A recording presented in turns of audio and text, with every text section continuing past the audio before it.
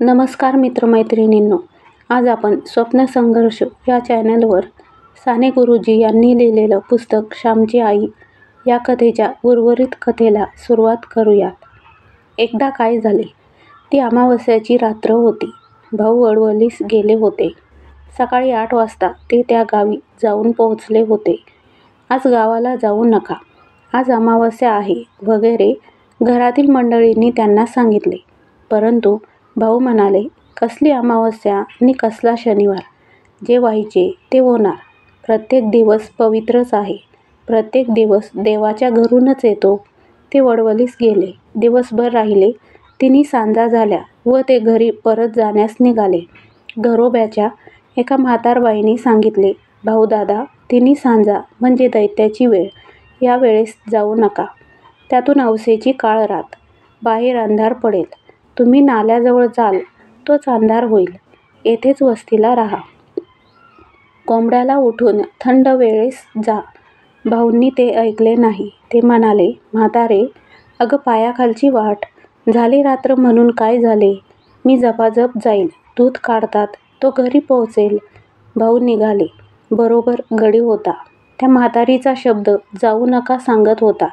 पळणारी पापे चल राहू नको म्हणत होती. गावातील लोकांनी निरोप दिला. एक जण भेसूर हसला. काहींनी एकमेकांकडे पाहिले. भाऊ व गडी निघाले. अंधार पडू लागला.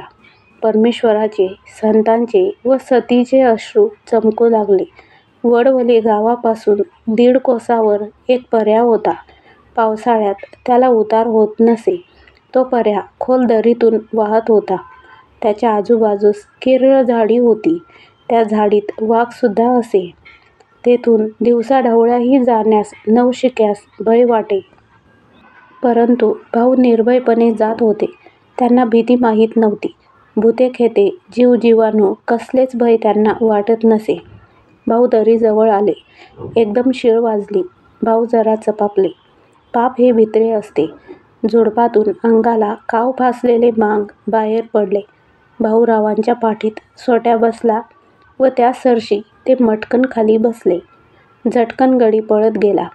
भाऊंना खाली पाडण्यात आले. मांगाच्या हातातील सुरे चमकत होते. भाऊंच्या छातीवर मांग बसला. चरचर मान चिरायची ती वेळ.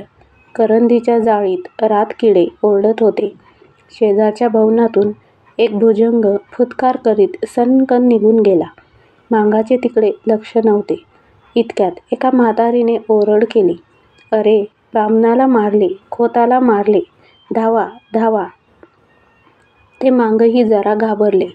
भाऊ त्या मांगांना म्हणाले, नका रे मला मारू. मी तुमचे काय केले?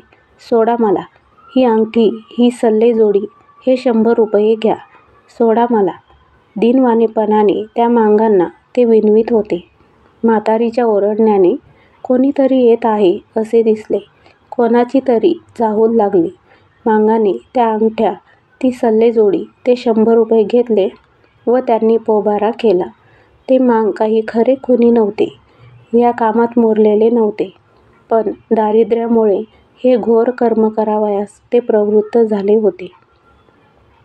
त्या क्रूर कर्माच्या मुळाशी ही दया होती, प्रेम होते. स्वतःच्या मुलाबाळांच्या प्रेमाने त्यांची खा दूर व्हावी म्हणून ते मांग तो खून करू पाहत होते.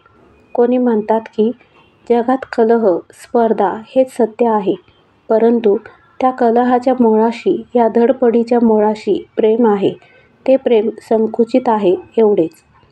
सृष्टीचे अंतिम स्वरूप प्रेम आहे. युद्ध नाही, सहकार्य आहे, द्वेष वा मत्सर नाही. भाऊंच्या बरोबरचा गडी जो पळत सुटला तो थेट आमच्या पालगड गावी गेला. त्याने घाबऱ्या आमच्या घरी जाऊन सारी हकीकत सांगितली. आमच्या घरातील व गावातील पुरुष मंडळी लगेच चालून गेली. पालगडला पोलीस ठाणे होते. तेथे वर्दी देण्यात आली. घरात बातमी येताच आकांत झाला. साऱ्यांच्या तोंडचे पाणी पळाले. घरात दिवे लागले होते. परंतु साऱ्यांची तोंडे काळवंडली होती. कसले खाणे नि कसले पिणे. तेथे तर प्राणाशी प्रसंग होता. त्यावेळेस आम्ही कोणी झालेलो नव्हतो. आईला समजू लागले होते. बायकांना लवकर समजू लागते. माझी आई, ती सारी कथा आम्हास सांगे. आई देवाजवळ गेली. निर्वाणीचा तोच एक सखा.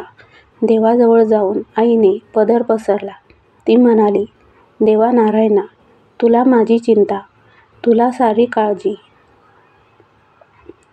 आई जगदंबे, तुझी मी मुलगी, मला पदरात घे. माझे कुंकू राख, माझे चुडे अभंग ठेव, माझे सौभाग्य. नको नको आई, त्यावर कुऱ्हाड नको पडू देऊ. मी काय करू, कोणते व्रत घेऊ? देवा माझी करुणा येऊ दे तुला. तू करुणेचा सागर आहे. येऊ दे हो घरी सुखरूप, पाहीन त्यांना डोळे भरून. नांदू तुझ्या आशीर्वादे सुखाने जन्मभर. मला दुसरे काही नको. नको ते दागिने, नको ती मोठी वस्त्रे. कशाला मेली ती खोती? नको मला, काही नको. पती हाच माझा दागिना, तेवढा दे देवा. असे म्हणून आई विनवू लागली, रडू लागली. आईने देवाला आळविले, प्रार्थिले. परंतु नुसती प्रार्थना काय कामाची? प्रत्येक गोष्टीत त्याग पाहिजे, व्रत पाहिजे. माझ्या आईने या रात्री सावित्रीचे व्रत घेतले. मित्रांनो, जीवनाच्या कठीण प्रसंगी धीर द्यावयास भारताच्या इतिहासात कितीतरी दिव्य स्त्री-पुरुष रत्ने आहेत.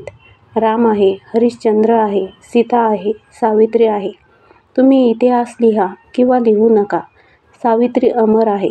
स्त्रियांना सदैव ती धीर देईल, मृत्यूशी झगडण्याचे धैर्य देईल.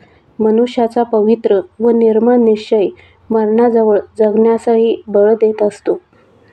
इथेच आपली आजची कथा संपूर्ण झालेली आहे. या कथेचा उर्वरित भाग आपण पुढील कथेत बघूयात. आजची कथा आवडल्यास लाईक, शेअर, सबस्क्राईब करा. पुन्हा भेटूया उर्वरित कथेसोबत. तोपर्यंत धन्यवाद.